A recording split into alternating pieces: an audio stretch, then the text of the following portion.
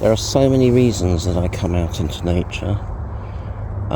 Partly it's to see the wildlife, and partly it's to go back to the places that I go really regularly to see what they're like all the year round. And there's a lot of different places that I go in nature to do that. But one of the really big ones is I come out here for the serotonin. It doesn't take long. It starts after about an hour. Your brain starts to produce serotonin in nature. And there's plenty of peer-reviewed medical data using fMRI and psychological and psychiatric testing to see how the brain responds. And so our limbic system is hardwired to nature, and that this is a result of evolution, of a million years of humans evolving to where we are now in nature. And modern humans will do anything for a shortcut, will do anything to not spend that time in nature, to not get dirty in nature, to not get muddy, to not exert that lazy, oversized brain that actually likes a shortcut to getting pleasure. And I get that. But here's the thing. There are metaphors that indigenous people give us about how we're connected to nature, and the metaphor of an umbilical to the earth from the gut, I can see that. I can see that it comes from the connection to food. Food comes from the earth, and I can see the connection with the fact that the food goes through us and ends up becoming soil again through composting.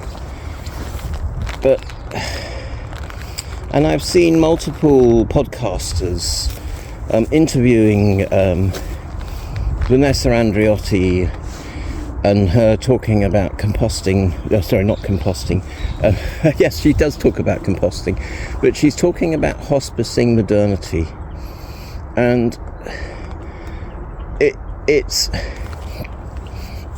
there's an assumption that capitalism and modernity is dying, but actually it's not. It's going through a transformation, and capitalism does this. It goes through multiple transformations in multiple different places, and sometimes you get capitalism that is more equitable, and you sometimes get capitalism that is less equitable.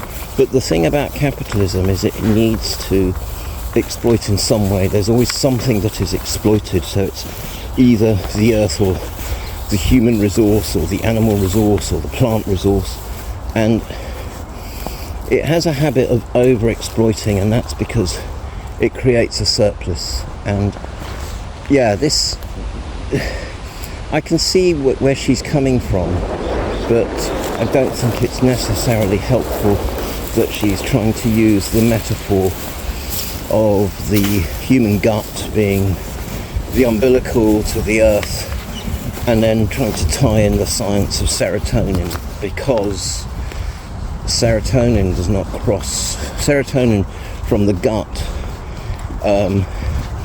regulates the gut and helps produce some of the enzymes that are used in digestion. And serotonin from the gut is also used to regulate the heart and partly in regulating blood pressure, but it doesn't cross the blood-brain barrier, and actually it's just a very tiny amount of serotonin that comes from the brain and is actually produced by the amygdala when we have contact with nature. And this is what is being missed by all these shaman and podcasters who are interviewing her, and yet all these things are covered by medical science and peer-reviewed science